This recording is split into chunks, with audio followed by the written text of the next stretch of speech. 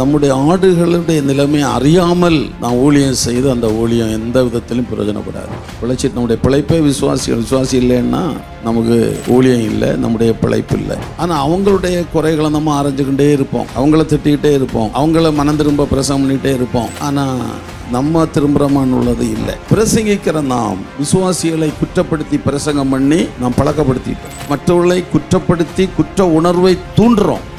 நீ வேதம் வாசித்தியா? உன்னை வேஷம் வாசிக்காதவங்களுக்கு ஐயோ நான் வாசிக்கலையே, கர்த்தனோடு பேசினாரு, இல்லை வேற ஒரு பாவம் தவறு செய்து வந்திருப்பாங்க, அவர்களை குற்றப்படுத்துறோம். அவர்களுக்கெல்லாம் நம்ம பிரசங்கம் பண்ணிட்டு நம்ம ஆகாதவர்களாய் போகக்கூடாது. பிரசங்கம் பண்ணி எங்க போயிடாத, நித்திய அழிவுக்கு நீ போயிடாத.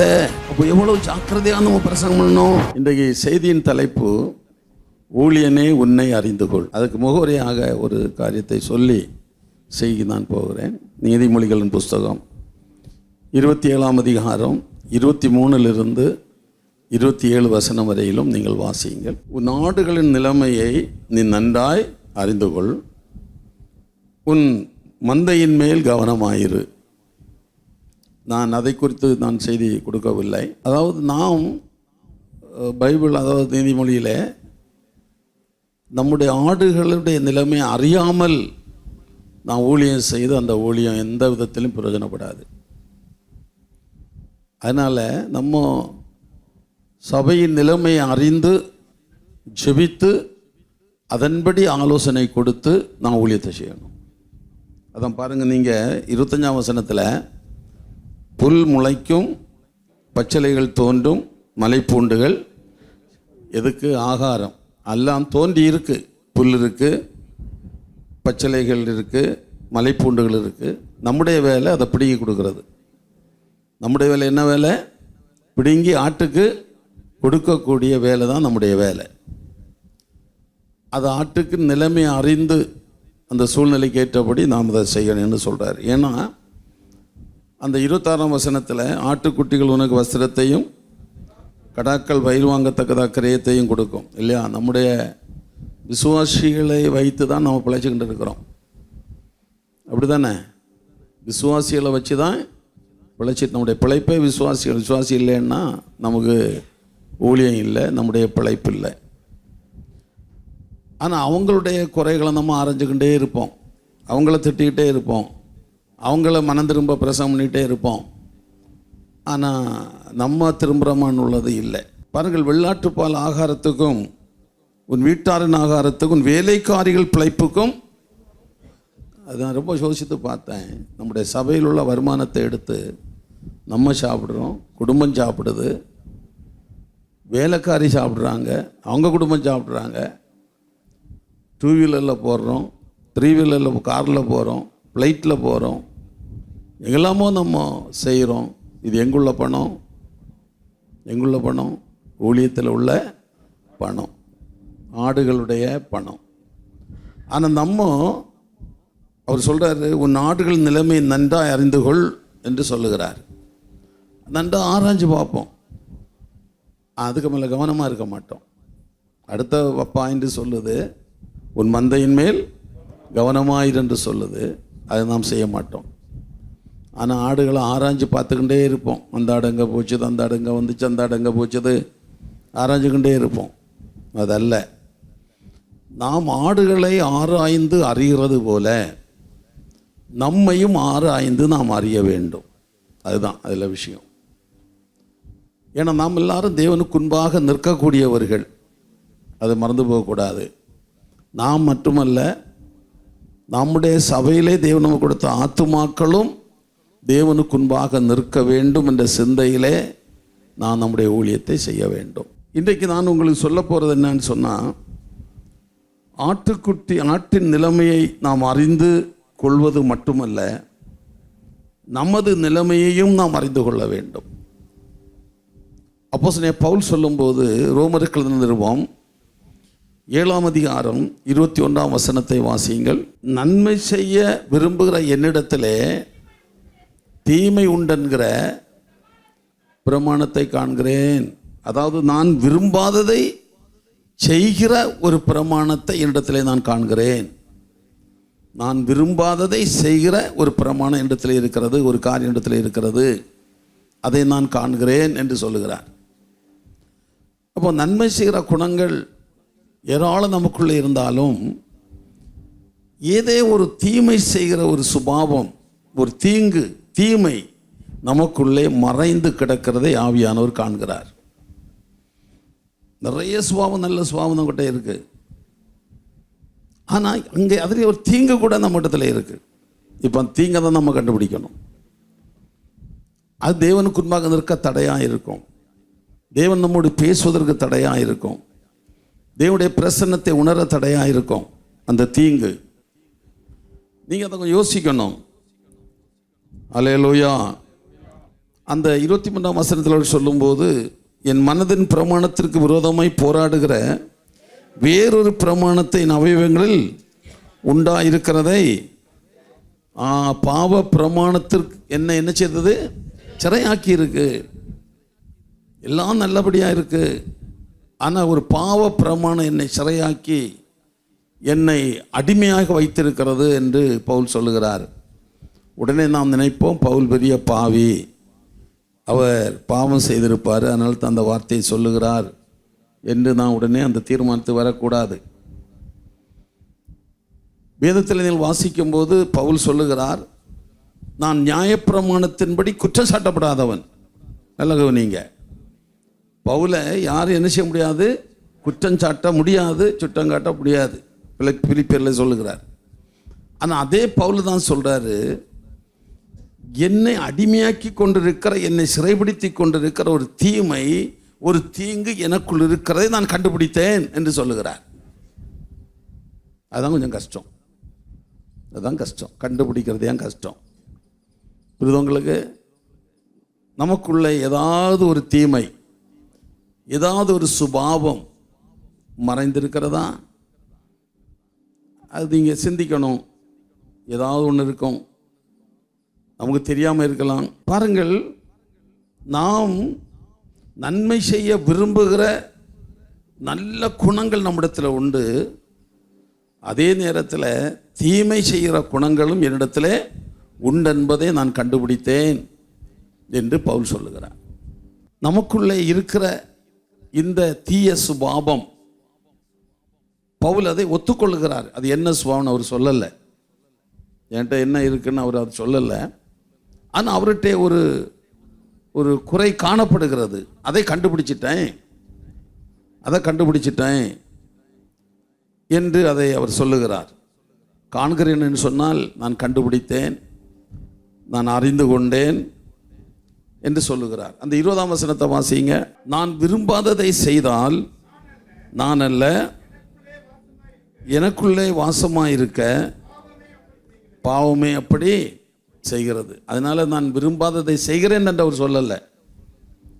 அதாவது நான் விரும்பாததை நான் செய்வேன், ஆனால் எனக்குள்ள என்ன இருக்கிறது? பாவம்தான் என்னது செய்ய வைக்கிறது. நாம் விரும்பாததை நாம் செய்கிறேன் என்று சொன்னால், சில வேளையில் அது நம்ம மனைவியாக இருக்கலாம், யாராவது ஒரு ஆள் இருக்கலாம், நம்ம விரும்பாததை செய்ய தூண்டுவாங்க. யாராவது ஒரு ஆள் வந்து குறுக்கே நின்று இதை செய் அதை செய், நம்ம விரும்ப மாட்டோம், தூண்டுவாங்க.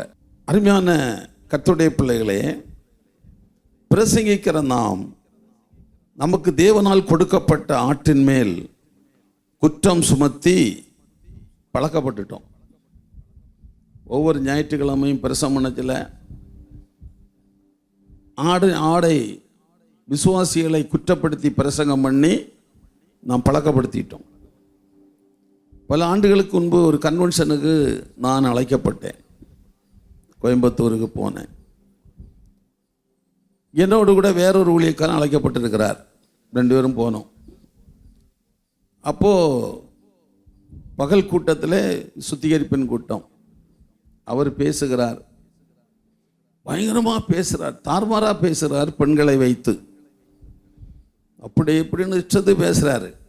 நான் சாயங்காலம் பிரசவம் பண்ணேன், முடிஞ்சது. அப்புறம் அவர்கிட்ட நான் கேட்டேன், என்ன புதர் இவ்வளோ காலமாக காட்டமாக பேசினீங்களே அப்படின்னு கேட்டேன். அவர் சொல்கிறாரு, இந்த பெண்களை பார்த்தோன்னு என்னை பொண்டாட்டிக்கு ஞாபகம் வந்துச்சு.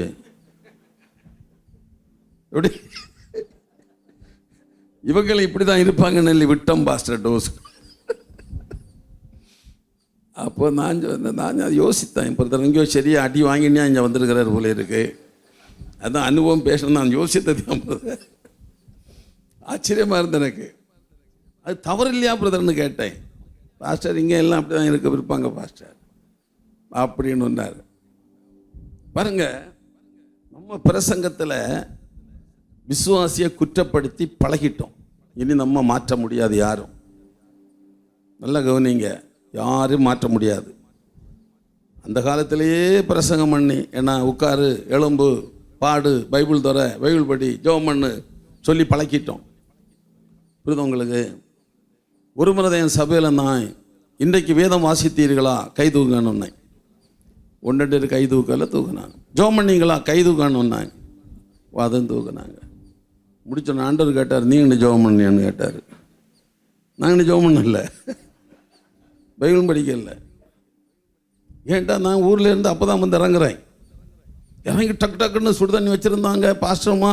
உடனே ஓடி போனேன், குளித்தான், டக்கு டக்குன்னு இல்லை போய் மேடையில் ஏறிட்டேன் பிரசங்கத்துக்கு. ஆனால் என்ன செய்யலை, பைபிள் படிக்கல. காரில் தான் வந்துட்டு இருக்கிறேன், பைபிள் படிக்கல, ஜெபம் பண்ணல. திட்டமாண்டவர் பேசினார், நீ இன்னும் பைபிள் படிச்சியா, நீ ஜெபம் பண்ணியா அப்படின்னு கேட்டார்.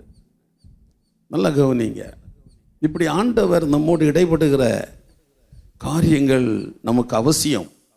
இல்லைனாலும் நான் பிரசவம் பண்ணுறதையா எல்லாம் நியாயம்னு நினைப்போம், நான் சொல்கிறதையா நியாயம்னு நினைப்போம். புரியுது உங்களுக்கு?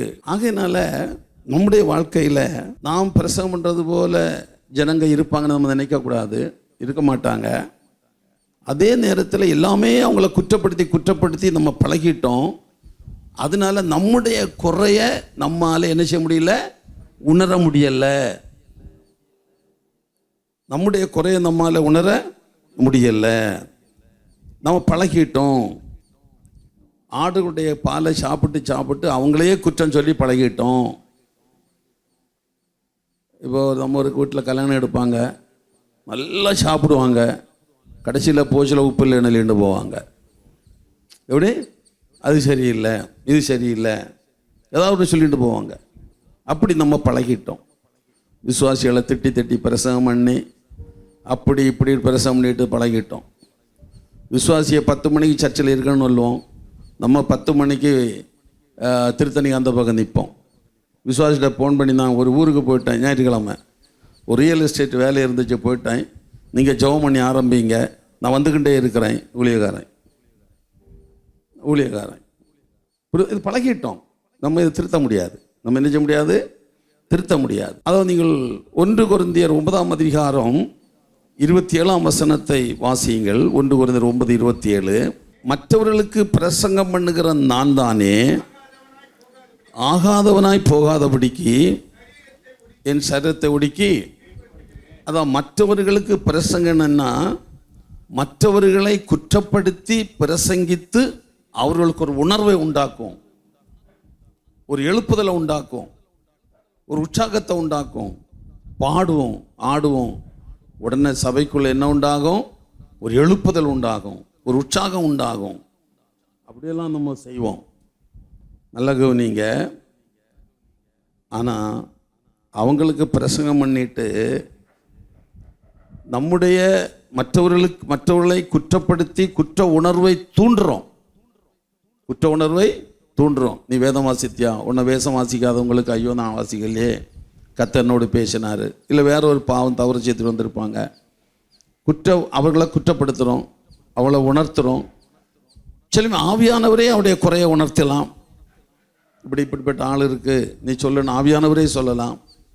ஆனால் அவர்களுக்கெல்லாம் நம்ம பிரசங்கம் பண்ணிட்டு நம்ம ஆகாதவர்களாய் போகக்கூடாது. பவுல் சொல்றாரு, மற்றவர்களுக்கு பிரசங்கம் பண்ணுகிற நீயே ஆகாதவனாய், சொல்லப்போனால் நிராகரிக்கப்பட்டவனாய், யாரு நிராகரிக்கப்பட்டவனாய் நீ போகக்கூடாது என்று சொல்லுகிறார். அதனால தான் யாக்கோபில் சொல்லும்போது அதிக ஆக்கினை அடையும்படி நீ யாரா மாறாத, போதகரா நீ மாறிடாத. நான் சொல்லுவேன், ஒவ்வொரு வாரமும் நம்ம பரீட்சை எழுதி கொண்டே இருக்கிறோம். ஞாயிற்றுக்கிழமை பரீட்சை எழுதுகிறோம், புதன்கிழமை பரீட்சை எழுதுகிறோம். சில சமயத்தில் வாரம் ஃபுல்லாக கூட்டங்கள் இருக்கும். ஒவ்வொன்றுக்கும் நம்ம பிரசங்கம் பண்ணுறது நம்ம எழுதுகிற பரீட்சையாக்கும். நாம் பிரசங்கம் பண்ணுறதுன்னு சொல்லும்போது நாம் எழுதுகிற பரீட்சை. இதில் பாஸ் ஆகிறோமான்னு நம்ம தான் பார்க்கணும். இந்த பரீட்சையில் நம்ம பாஸ் ஆகிறோமா? எத்தனை பேர் அரியர் வச்சிருக்கிறீங்க பிரசங்கத்தில்? நம்முடைய தவறுகளை உணர்ந்து பிரசங்கிக்காத பட்சத்திலே அந்த பிரசங்கம் நிராகரிக்கப்பட்டது. பவுல் அதுதான் சொல்றாரு, மற்றவர்களுக்கு பிரசங்கிக்கிற நீதானே ஆகாதவனாய் போகாதபடி என்றால் நிராகரிக்கப்பட்டவனாய் போகக்கூடாது. நம்ம ஒவ்வொரு வாரமும் பரீட்சை எழுதுகிறோம். ஞாயிற்றுக்கிழமை ஆராதனை இல்லை, சிலர் 2 ஆராதனை 3 ஆராதனை 4 ஆராதனை எல்லாம் வச்சு 2-3 பரீட்சை நிறைய எழுதி வச்சுருக்கிறோம். இந்த பரீட்சை பேப்பர் எல்லாம் ஒரு நாளில் உனக்குன்பாக வந்து நிற்கும். நீ எப்படி பரீட்சை எழுதியிருக்கிறேன்னு அதை யோசித்து பார்க்கணும். இங்கே மார்க்கு பணம் கொடுத்து மார்க்கு போட முடியாது, லஞ்சம் கொடுத்து மார்க்கு போட முடியாது. அதனால யாக்கோபு சொல்கிறாரு, பிரசங்கிக்கிற நீ கொஞ்சம் பார்த்து பேசு, அது யாக்குன்னு அடைஞ்சிருவ. ரிசல்ட்டு வெளியாகும் போது உனக்கும் பிரசங்கத்துக்கு என்ன இல்லை, சம்பந்தம் இல்லை. நீ நிராகரிக்கப்பட்டவனாய் போகக்கூடாது என்று சொல்லுகிறார். நீங்கள் நம்ம யோசிக்கணும், பிரசங்கிக்கிற நான் அங்கீகரிக்கப்பட்டு பிரசங்கம் பண்ணுகிறேனா? என்னுடைய வினாத்தாள் அங்கீகரிக்கப்பட்டிருக்கிறதா? அந்த பேப்பரை திருத்தும் போது எனக்கு மார்க் கிடைக்குமா என்பதை நாம் யோசிக்க வேண்டும். ஊழியர்களாகிய நாம். அல்லேலூயா, அல்லேலூயா. உங்களுக்கு ஒருவேளை இது யோசித்து பார்ப்பதற்கு கொஞ்சம் சிரமமாக தெரியலாம். நிறைய பரீட்சை எழுதி கொண்டே இருக்கிறோம். ஒவ்வொரு வாரமும் 2-3 பரீட்சை எழுதுகிறோம். ஆனால் இதுவரையில் நமக்கு ரிசல்ட்டு சரியாக இல்லை. அல்லேலூயா. ஆகாதவனா என்று சொன்னால் இன்னொரு மொழிபெயர்ப்பிலே கொடுக்கப்பட்ட நித்திய அழிவுக்குரியவனாய். எப்படி பிரசங்கம் பண்ணுகிற நீ ஆகாதவனாய் போகாதேன்னா, நிராகரிக்கப்பட்டவனாய் மட்டுமல்ல, நீ நித்திய அழிவுக்கு போயிடாத. பிரசங்கம் பண்ணி நீ எங்கே போயிடாத, நித்திய அழிவுக்கு நீ போயிடாத அப்படின்னு சொல்றாரு. அப்போ எவ்வளவு ஜாக்கிரதையாக நம்ம பிரசங்கம் பண்ணணும். உங்களுக்கு இல்லாததை பிரசங்கம் பண்ணாதுங்க. ஜெபிக்காத நீங்க ஜெபத்தை பற்றி பேசாதுங்க. பைபிள் படிக்காத நீ பிரசங்கம் பண்ணாத. அல்லேலூயா, அல்லேலூயா. இன்றைக்கு மேகசீனை பார்த்து பிரசங்கம் பண்ணது, யூடியூப்பை பார்த்து பிரசங்கம் பண்ணுறது அதெல்லாம் வேண்டாம். பிரசங்கத்தை நீங்கள் எடுங்க, வாங்குங்க, அதை உங்களுக்கு பிரயோஜனமாக மாற்றுங்க. யாருக்கு பிரசங்கம் அற்பமாக நினைக்க வேண்டாம். அல்லேலூயா. நீங்கள் அழிவுக்குரியவர்களாய் போயிடக்கூடாது. அதான் நான் வேதம் சொல்லுகிறது. ஊழியம் என்று சொன்னால் அதான் நான் சொன்னேன், தேர்வில் பரீட்சையில் நிற்கிறோம். நான் இப்போ எல்லாம் அந்த பரீட்சை ரிசல்ட்டுக்காக காத்திருக்கிறோம். அது ஏன் கர்த்தருடைய வருகை. நம்மெல்லாம் எதுக்கு காத்திருக்கிறோம்? ஆண்டோடைய வருகைக்கு காத்திருக்கிறேன்னு சொன்னால் ரிசல்ட்டுக்காக காத்திருக்கிறோம். இப்போது +1 ரிசல்ட் வந்தது, +2 வந்துச்சு, 10th வந்துச்சு. பிள்ளைகளெல்லாம் என்ன சொன்னாங்க? அவ்வளோ சந்தோஷப்பட்டாங்க இல்லையா, மகிழ்ச்சி அடைஞ்சாங்க இல்லையா, நல்ல மதிப்பெண்கள் எடுத்தாங்க இல்லையா. எங்கள் சபையில் 2 பிள்ளைகள் 20 மார்க்குனது தான் குறைவு, 600க்கு 18-17 மார்க்குனது தான் குறைவு. 2 பிள்ளை எடுத்துருக்குறாங்க. எவ்வளோ மகிழ்ச்சி அவங்களுக்கு, எவ்வளோ சந்தோஷம். அதில் திருத்தல் ஒரு பையன் 3 மார்க்கு குறைவுன்னு நினைக்கிறேன். இந்த குளோபலில் படித்த பையன் +2 3 மார்க்கு குறைவெடுத்ததுக்கு தலை குனிஞ்சு நிற்கிறான் எனக்கு முன்ன. நீங்கள் உங்கள் பரீட்சை எல்லாம் நிறைய எழுதி வச்சுருக்கு, டஜன் இருக்குது பீரோவில். எல்லாம் எடுத்து திருத்தி பார்க்கச்சில் எத்தனை மார்க்கு தேரும். நான் இது விளையாட்டாக சொல்கிறேன்னு நினைக்காதங்க. பரிசுத்த ஆவியானவர் உங்களோடு பேசி கொண்டு இருக்கிறார். ஆமாம், நானும் சும்மா ஒன்று நிற்கல. விடிய 2 மணிக்கெல்லாம் எழும்பிட்டாய். ஒரு டீயும் குடிச்சிட்டு, ஆண்டவரே நான் பேச போகிறேன். முதல்ல என்ன நீர் சரிப்படுத்தும். அங்கே என்ன வார்த்தை அது மட்டும்தான் வேணும். யோசிங்க அன்பானவர்களே, 3 மார்க்கு குறைவெடுத்த பையன் ஒரு பாஸ்டருக்கு முன்பை தலை குனிஞ்சு நிற்கிறான். அல்லேலூயா, அல்லேலூயா. கொஞ்சம் யோசித்து பாருங்க. நான் அந்த காலத்தில் SSLCயில் மொத்தம் 107 மார்க் எடுத்தேன். எத்தனை மார்க்கு? என் பையன் பிறகு 10ல் என்னோட 2-3 மார்க் கூட தான் எடுத்தான். அவனை கையை பிடிச்சி குலுக்கி என்னோட கூட எடுத்தாடா, ரொம்ப சந்தோஷம் உண்டு. அதில் நம்ம சந்தோஷப்படுறோம். எப்படி எப்படி சந்தோஷப்படுறோம்? விழுந்தாலும் என்ன செய்யலை, மூக்கில் மண் ஒட்டலைன்னு சந்தோஷப்படுறோம். எனக்கு அது நான் யோசித்து பார்த்தேன். 3 மார்க்குக்கு அந்த பையன் பாஸ்டருக்கு முன்னால் நிற்க முடியலையே. அப்போ ஊழியக்காரனா நான் உமக்குன்பாக எத்தனை பிரசங்கம் பண்ணியிருப்பேன், எத்தனை பரீட்சை எழுதி வச்சிருப்பான், எத்தனை பேப்பர் எழுதி இருப்பான். கொஞ்சம் யோசித்து பாருங்க அன்புக்குரிய ஊழியக்காரர்களை. நீங்கள் ஏதோ விளையாட்டுன்னு நினைக்கக்கூடாது. ஏதோ விளையாட்டு, தேவனுக்கு முன்பாக நிற்கிற சும்மா எல்லாம் போய் நிற்க முடியாது. இல்லைங்க. ஆகையினால நம்ம பரீட்சை எழுதுகிற நாம் எப்போதுமே தோல்வியை சந்திப்போம் என்ற உணர்வோடு, அந்த சிந்தையோடு நாம் காணப்பட வேண்டும். நானும் தோல்வியடைய வாய்ப்பு உண்டு. எப்படிப்பட்ட கம்பீரமான பிரசங்கியாக இருந்தாலும், எப்படிப்பட்ட பரீட்சைகள் எழுதினாலும், இதுவரையிலும் அநேக பரீட்சைகளிலே நான் பாஸ் பண்ணியிருந்தாலும், இப்பொழுது எனக்குன்பாக வைக்கப்பட்ட அந்த பரீட்சையிலே நான் தோல்வி அடையக்கூடிய வாய்ப்பு உண்டு என்ற சிந்தையிலே ஒவ்வொரு ஊழியக்காலும் இருக்க வேண்டும். ஆமென். காப்பி அடித்து பாஸ் பண்ணலான்னு நினைக்கவே கூடாது. எப்படி நமக்கு ஒரு தைரியம், என்ன அடிச்சிடலாம், காப்பி அடித்து பாஸ் பண்ணிடலாம்.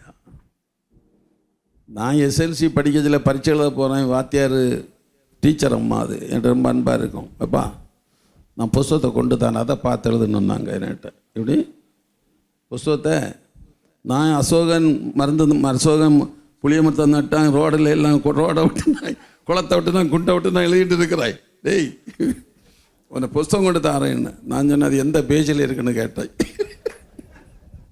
உண்மை.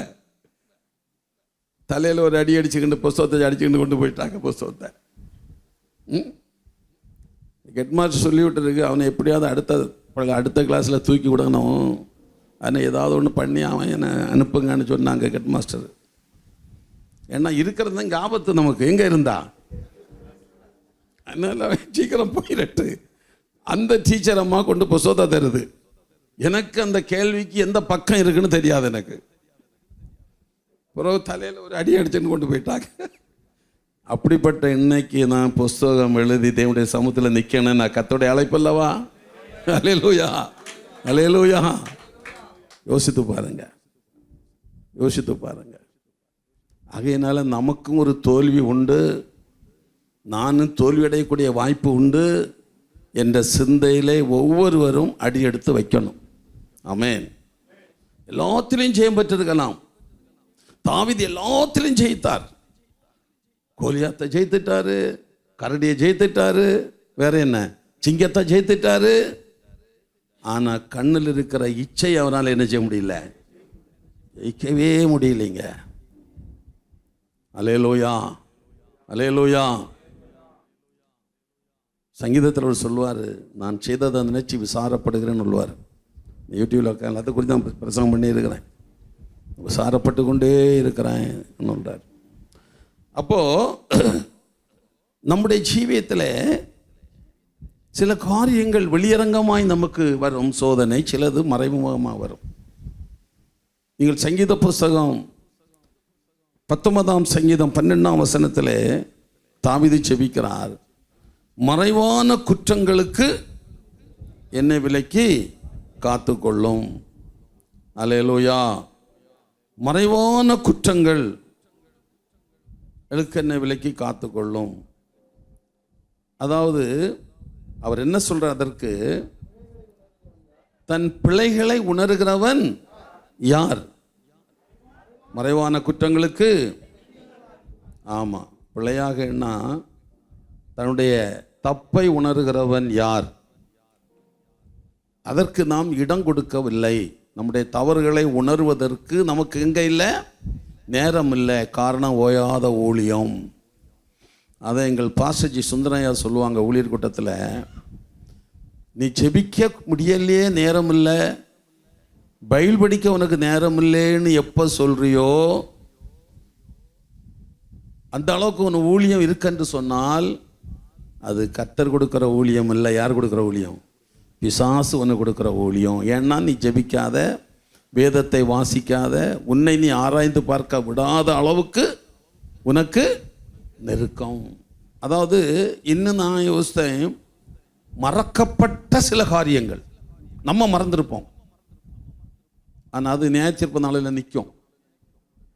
நம்ம மறந்துருப்போம், நம்ம செய்த தப்பை நம்ம மறந்துருப்போம். அதுதான் சங்கீதக்காரன் சங்கீதம் 139 கடைசி 2 வசனத்திலும் சொல்லுவார், தேவனே என்னை நீர் ஆராய்ந்து பாரும், வேதனை உண்டாக்கும் வழி என்னிடத்தில் உண்டோ என்று பார்த்து என்னை நித்திய வழியிலே நடத்தும்.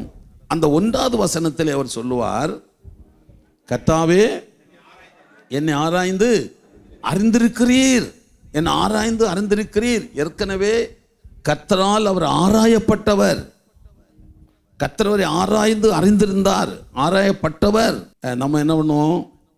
ஆமாம், இந்த 1ஆம் தேதி என்ன நல்லா ஆராய்ஞ்சேன், என்ன 1ஆம் தேதி என்ன செய்தேன், நல்லா ஆராய்ஞ்சேன், அது எனக்கு போதும், இந்த 2025 டிசம்பர் வரை அதை வச்சு நம்ம ஓட்டலாம் அப்படின்னு நம்ம நினைப்போம். ஆனால் தாவீது அடுத்தது சொல்கிறாரு, என்னை ஆராய்ந்து அறிந்திருக்கிறீர், இன்னும் ஒரு முறை என்ன செய்யும், என்னை ஆராய்ந்து பாரும்.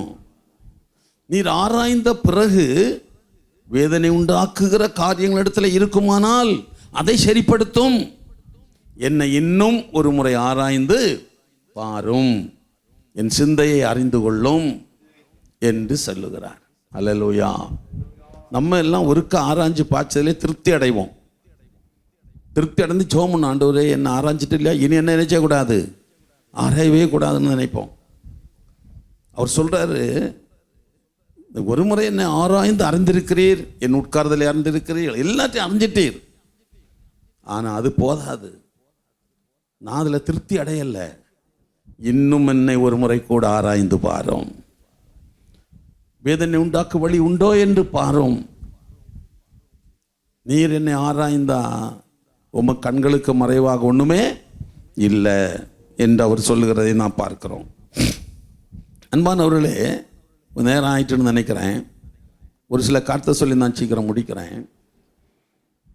என்னால் உணர்த்தப்பட்ட ஒரு காரியம், நான் பேசினதெல்லாம் பிரசங்கம் பண்ணிட்டேன், ஆனால் ஒரு சில காரியங்கள் ஆண்டவர் உணர்த்தினார், அதை நான் உங்களுக்கு சொல்லுகிறேன்.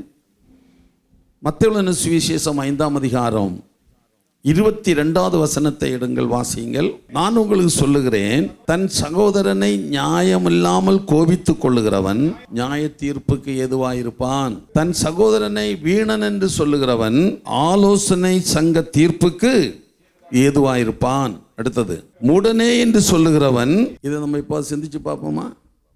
தன் சகோதரனை, உடன் பிறந்த சகோதரனை, ஆவிக்குரிய உடன் பிறந்தவர்களை இயேசு சொன்னார்,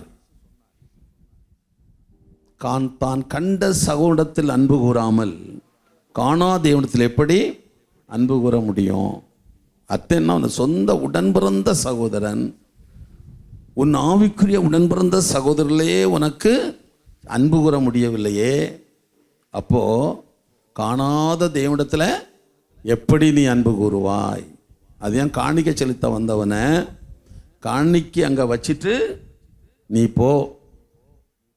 போய் உன் சகோதரனோடு ஒப்புரவாகி வந்து நீ காணிக்க செலுத்து, வந்து பலிபீடத்தில் நில்லு, உனக்குள்ளதை பலிபீடத்தில் செலுத்து, அதுவரை நீ நினைச்சாத பலிபீடம் பக்கமே வராதேன்னு. அது ஒன்று சொல்லிட்டாரு, வச்சுட்டு போன சொல்லிட்டாரு. கொண்டு போக சொன்னால் கொண்டு போய் வந்து வரவே மாட்டாங்க, அதான் வச்சுட்டு போக சொன்னார்.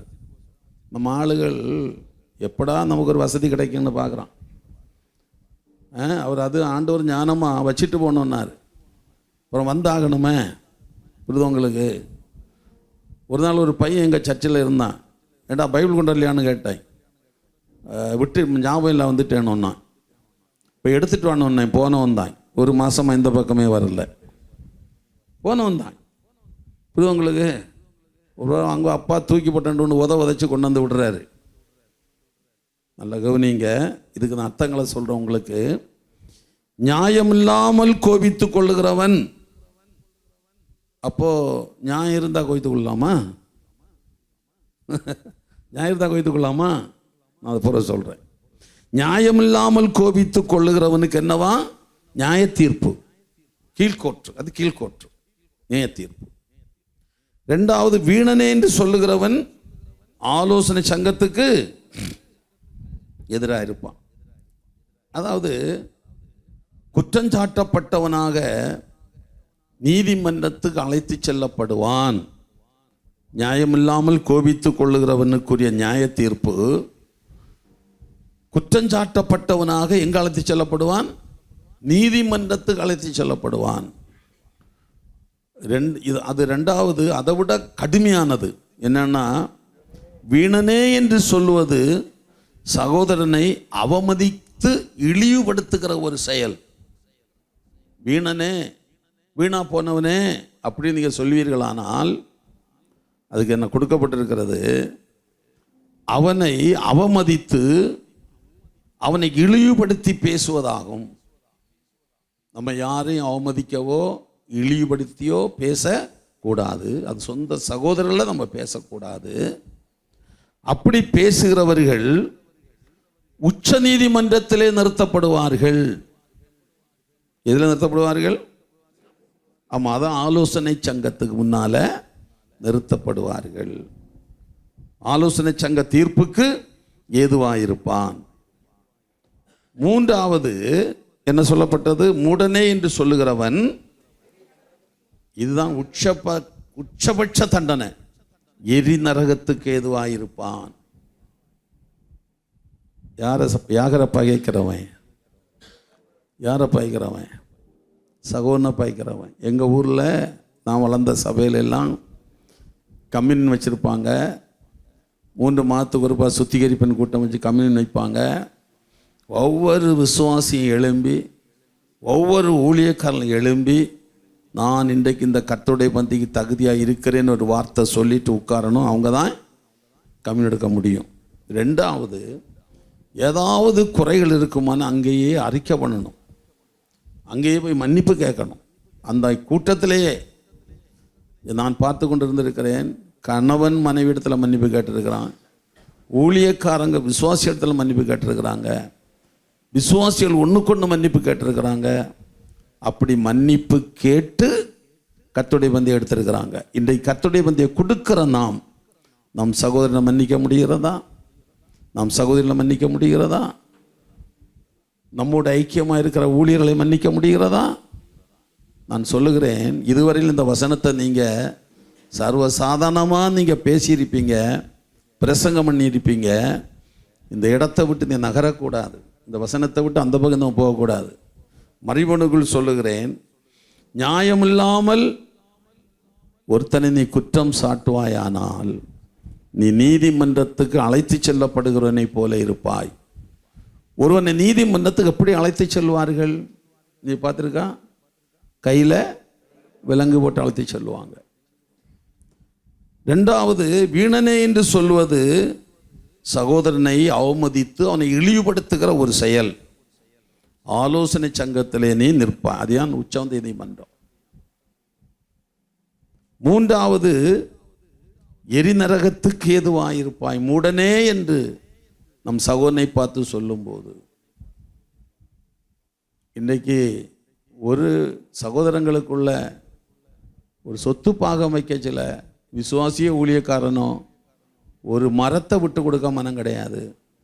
ஒரு வேலிகாத்தான் செடியை விட்டு கொடுக்க மனம் கிடையாது. ஒரு சின்ன ஒரு இதை விட்டு கொடுக்க மனம் இல்லை. கொஞ்சம் நீங்கள் யோசிங்க.